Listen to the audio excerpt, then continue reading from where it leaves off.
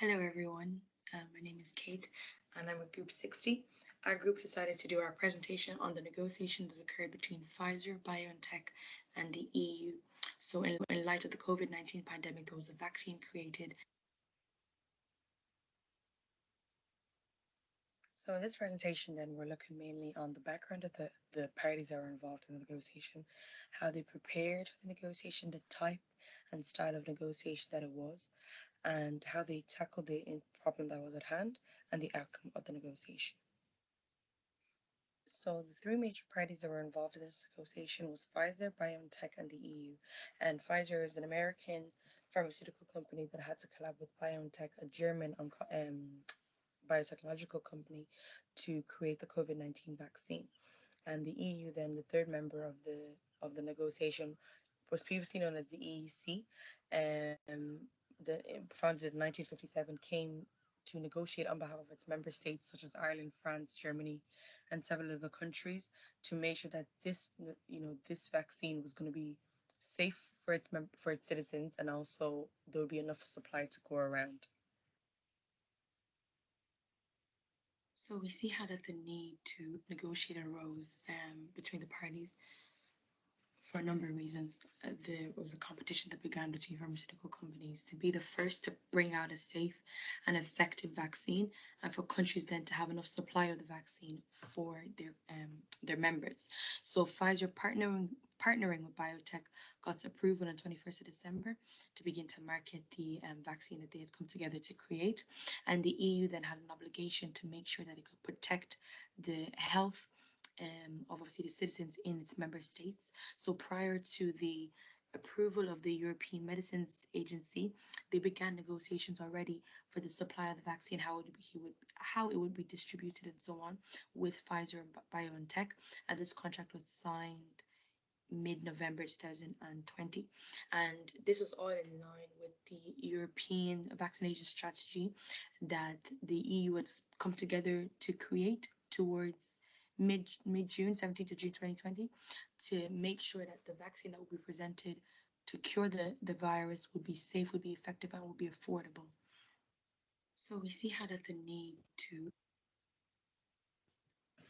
Going to a negotiation, it is important to go through a preparation stage before commencing the negotiation. The negotiator has to determine what is their ideal outcome. This is referred to as the target point. In this case, it was to secure as many COVID-19 vaccines as possible for the citizens of the EU. The BATNA in this case would be the alternatives had such a deal not been agreed. The BATNA for the EU in this case was the amount of other drug making companies that could provide.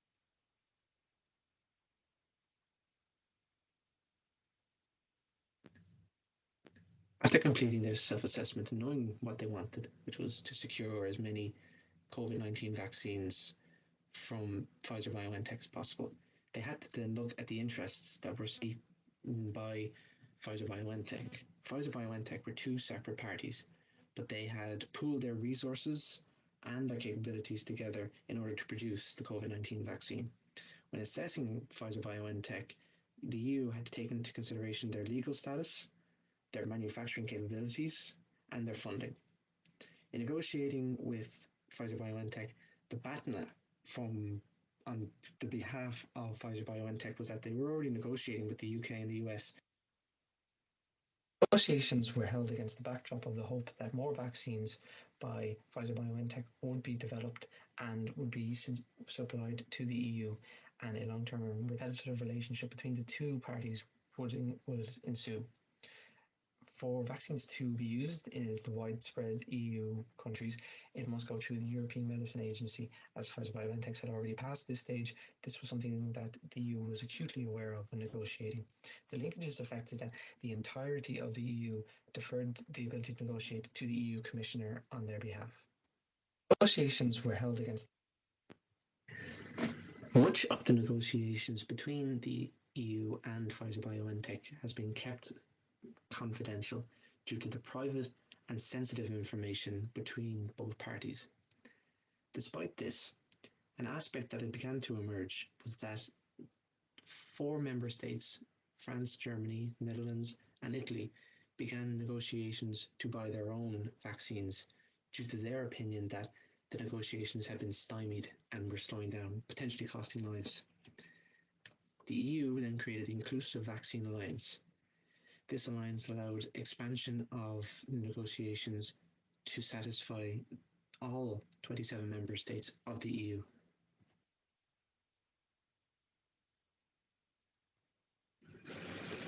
This was a cooperative negotiation where both parties used an interest-based approach. The parties cooperated with each other to address their collective needs. The EU needed a safe and affordable vaccine to supply its member states, while Pfizer-BioNTech needed support to develop and produce such a vaccine. The EU, recognising the power of reciprocity, offered to partially fund the development and production of Pfizer-BioNTech vaccine. This cooperation was reciprocated, and Pfizer-BioNTech agreed to supply the sought-after vaccine doses.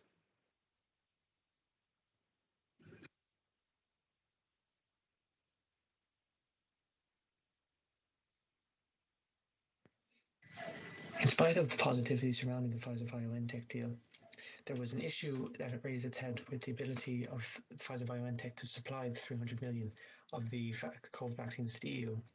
To combat this, Pfizer-BioNTech went into collaboration with former rival Sanofi. Sanofi agreed to use their European production facilities to produce 125 million of the Pfizer-BioNTech. In spite of the positivity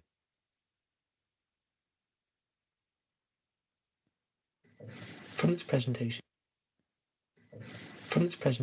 we can conclude that the negotiation strategies used, such as cooperation, an interest-based approach, and integrated bargaining, created a win-win deal for both parties. Pfizer-BioNTech agreed to supply the EU with 600 million doses of the vaccine, while the EU helped Pfizer-BioNTech create and produce the vaccine. We hope that this presentation has been informative, and we thank you for listening.